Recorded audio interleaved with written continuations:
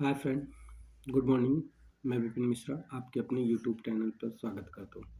दोस्तों, आज हम बाइनोमियल थ्योरम से रिलेटेड कुछ टॉपिक्स पर डिस्कस करेंगे। जैसे हमारे सामने है टोटल नंबर ऑफ टर्म। जब डिफरेंट टाइप्स के एक्सप्रेशन गिवन हो तो उसमें टोटल नंबर ऑफ टर्म्स कैसे होता है। जैसे पहला केस में रहा है कि when expression are as a plus b or a minus b whole to the power n. That is इसमें एक केस होना चाहिए कि सबसे पहली बात तो ये जानना होगा इसमें केवल दो ही टर्म्स होने चाहिए, जैसे पहला और दूसरा। तो दो ही टर्म्स यदि होते हैं तब इसके लिए टोटल नंबर ऑफ टर्म्स के लिए जो फार्मूला है, total number of terms is equal to होता है कितना, n+1। जैसे हम बचपन से ही पढ़ते आ रहे हैं, अगर हम देखें तो हमारे पास क्या है, जैसे हमने पढ़ा है a+b का whole square is equal to क्या होता है, a² प्लस b² + 2ab। या यदि इसमें माइनस भी होता है तब भी हम यहाँ क्या लगाते हैं, माइनस।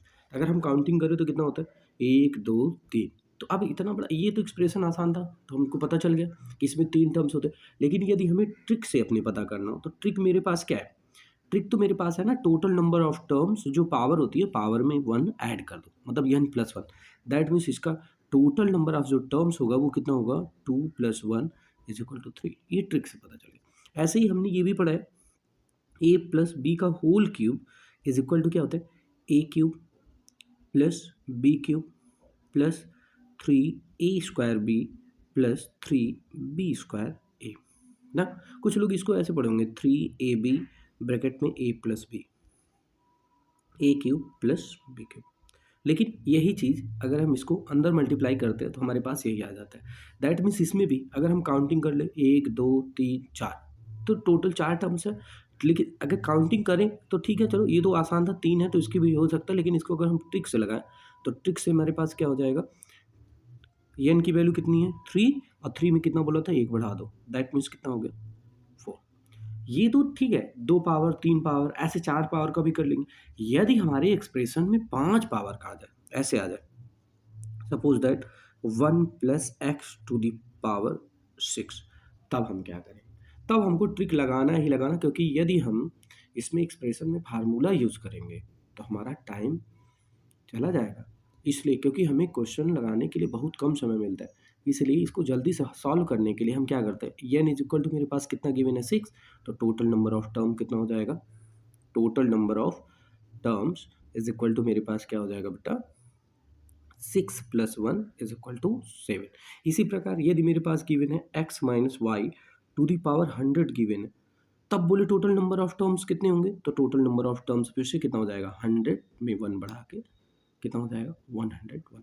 ये टाइप्स फर्स्ट था। अब हम देखते हैं टाइप सेकंड। यदि हम केस सेकंड अपना देखें, केस सेकंड, तो केस सेकंड में क्या होता है, जब एक्सप्रेशन इस तरीके का गिवन हो, जैसे मान लेते हैं सपोज दैट t1 है, t2 है, t3 है, प्लस डॉट डॉट tk हो, और इसकी पावर कितनी गिवन हो, या ना। लेकिन इसमें एक चीज़ होना चाहिए, फॉर सिंगल वेरिएबल। किसके लिए, फॉर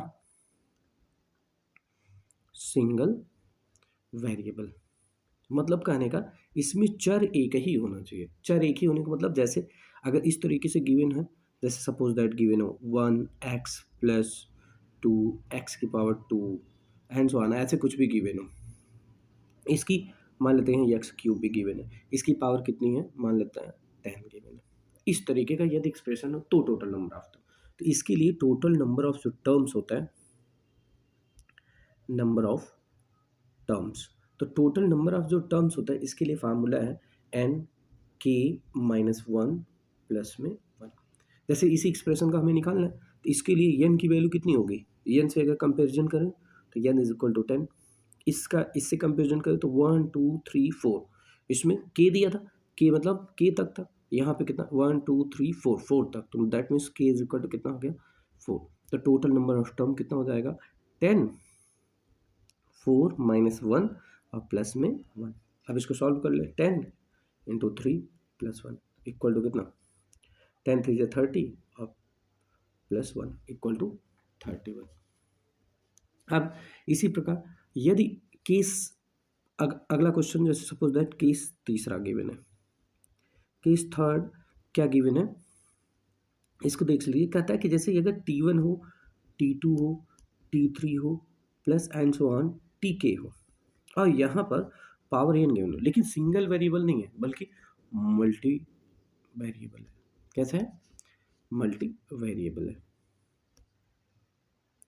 भाई। तब हम क्या करेंगे, अगर मल्टी वेरिएबल है तब इसके लिए जो टोटल नंबर ऑफ टर्म्स होते हैं, क्या टोटल नंबर ऑफ जो टर्म्स होता है वो कितना होता है बेटा, n प्लस के माइनस वन, और होल के कॉम्बिनेशन निकालते हैं किसका, के माइनस वन से। जैसे एक क्वेश्चन हम देख लेते हैं, हमारे पास गिवन है suppose that x plus y plus z, whole की पावर कितनी गिवन है, हमारे पास होल की पावर गिवन है सपोज दैट 10 गिवन है। तो अब इसमें टोटल नंबर ऑफ टर्म यदि हम निकालें तो टोटल नंबर ऑफ टर्म्स, तो हमारे पास सबसे पहले कितने हैं, 1 2 3, तो k की वैल्यू तो पहले हमें पता चल गई, k इज इक्वल टू कितना हो गया 3, n की वैल्यू पहले से गिवन है 10। तो हमारे पास टोटल नंबर ऑफ टर्म के लिए फार्मूला क्या है, n प्लस के माइनस वन होल के अपान के माइनस वन। अब n की वैल्यू कितनी गिवन है, n की वैल्यू गिवन है 10 प्लस k की वैल्यू कितनी गिवन है 3 माइनस वन होल के अपान, मतलब होल कॉम्बिनेशन ऑफ कितना 3 माइनस वन। अब इसकी वैल्यू कितनी हो जाएगी, 10 3 13, मतलब 10 प्लस 3 13, 13 में से 1 गया कितना 12 इज इक्वल टू 12C2। अब एक चीज़ और हमें जानना है, जिसको कॉम्बिनेशन आता है वही ये क्वेश्चन लगा सकता है। हमने पढ़ा है NCR इज इक्वल टू क्या होता है, फैक्टोरियल n होल के अपान में फैक्टोरियल n माइनस r का फैक्टोरियल और फिर फैक्टोरियल r। तो n के स्थान पे मेरे पास क्या है, यहाँ पे 12 का फैक्टोरियल होल के अपान 12 माइनस 2 फैक्टोरियल और 2 का factorial. 12 minus 2 is equal to कितना होगा, इधर 12 11 और 10 तक, क्यों, क्योंकि नीचे मेरा 10 मिल जाएगा फैक्टोरियल में, तो इधर 10 फैक्टोरियल और इधर 2 का फैक्टोरियल, ये 10 10 से कैंसिल, और 2 फैक्टोरियल की वैल्यू 2 होती है, तो 2 6 जा 12, 11 6 जा 66। तो इस तरीके से क्वेश्चन सॉल्व हो जाएगा। कोई भी क्वेश्चन हो आप अपने से प्रैक्टिस करिए, क्वेश्चन सॉल्व होगा। आज के लिए धन्यवाद, थैंक यू। ये वीडियो अच्छी लगती है इसे लाइक एवं सब्सक्राइब करें।